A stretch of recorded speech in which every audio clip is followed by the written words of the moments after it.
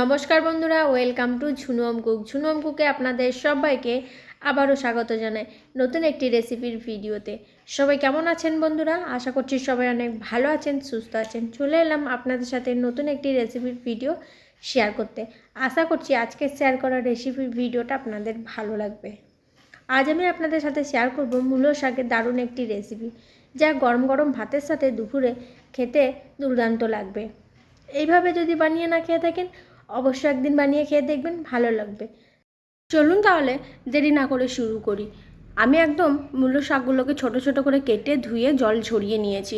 আর শীতে দুপুরে কিন্তু গরম ভাতের সাথে যে কোনো শাকের একটা রেসিপি হলে বেশ ভালো লাগে খেতে। তাই আর দেরি না করে রেসিপিটা শুরু করব। আপনারা দেখতে থাকুন, সঙ্গে থাকুন। আশা করছি আজকে শেয়ার করা রেসিপির ভিডিওটা আপনাদের ভালো লাগবে। প্রথমেই আমি গ্যাসের চুলা অন করে কড়াই বসিয়ে দিলাম। তারপর কড়াইয়ের মধ্যে তেল দিয়ে দিলাম। তেল একটু গরম করে নেওয়ার পর তেলে দিয়ে দিচ্ছি ফোড়ন, শুকনো লঙ্কা এবং দিলাম সর্ষে ফোড়ন। তারপর ফোড়নটা একটু ভালো করে ভেজে নেব। ফোড়নো থেকে দারুণ একটা সুগন্ধ আসার পর থেকে আমি দিয়ে দিচ্ছি পেঁয়াজ কুচি। একটু মোটা মোটা করে পেঁয়াজটা কুচি করে নিয়েছি, বড় সাইজের একটা পেঁয়াজ কুচি। পেঁয়াজ কুচিটা হালকা ভেজে নেব। তারপর আমি দিয়ে দিচ্ছি আগে থেকে কেটে নেওয়া সবজি, আলু, বেগুন, গাজর এবং মটরশুঁটি। সবজিটা এবার ভালো করে লাল করে ভেজে নিতে হবে। লালচে করে ভাজা হয়ে গেলে সবজি সামান্য পরিমাণে হলুদের গুঁড়ো দিচ্ছি। হলুদের গুঁড়ো দিয়ে সবজি ভালো করে ভেজে নেব। এখনও যেসব বন্ধুরা নতুন আছেন, এই ছোট্ট চ্যানেলটিকে সাবস্ক্রাইব না করে থাকলে অবশ্যই সাবস্ক্রাইব করে পাশে থাকবেন। আমার শেয়ার করা রেসিপির ভিডিও যদি আপনাদের দেখতে ভালো লাগে তাহলে। এবার আমি দিয়ে দিচ্ছি টমেটো। একটা টমেটো নিয়েছি, বড় সাইজের, একটু ডুমো ডুমো করে সবজির মতো করেই আমি কেটে নিয়েছি, দিয়ে দিলাম। সবার শেষে দিচ্ছি সামান্য পরিমাণে আদা এবং রসুন বাটা। বাটা মশলাটা দিয়ে ভালো করে কষিয়ে নেব, একদম যতক্ষণ না কাঁচা গন্ধ চলে যাচ্ছে। এবার সামান্য পরিমাণ করে গুঁড়ো মশলা দিয়ে দিচ্ছি, ধনিয়ার গুঁড়ো, জিরের গুঁড়ো, হলুদের গুঁড়ো, লবণ এবং লঙ্কার গুঁড়ো। সামান্য পরিমাণে জল দিয়ে মশলাটা কষিয়ে নেব। 2 থেকে 3 মিনিট মতন মশলা কষিয়ে নেওয়ার পর জল দিয়ে দেব। জল দিয়ে আবারও আমি কষিয়ে নিয়েছি।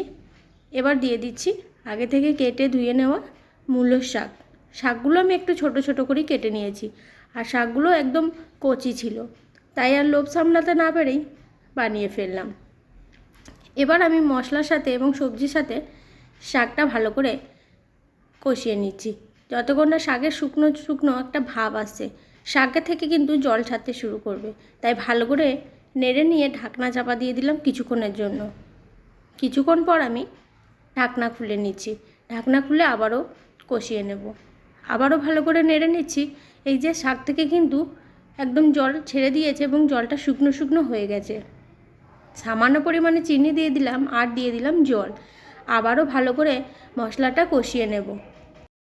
চিনি দিয়ে দিলাম বন্ধুরা। চিনি দিলে যে কোনো শাক একটু খেতে ভালো লাগবে এবং স্বাদটাও বেড়ে যাবে। চিনি দিয়ে জল দিয়ে আবারও আমি ঢাকনা চাপা দিয়ে ভালো করে সিদ্ধ করে নিয়েছি। একদম শুকনো শুকনো গা মাখা মাখা হয়ে গেলে আমি গ্যাসের ফ্লেম বন্ধ করে দেবো।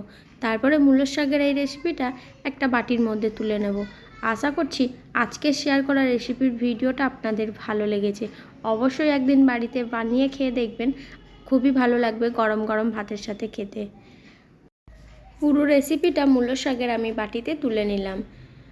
তাই এখানেই শেষ করছি বন্ধুরা। দেখা হবে পরবর্তী আবার কোনো রেসিপির ভিডিওতে। ততক্ষণ সুস্থ থাকুন, ভালো থাকুন।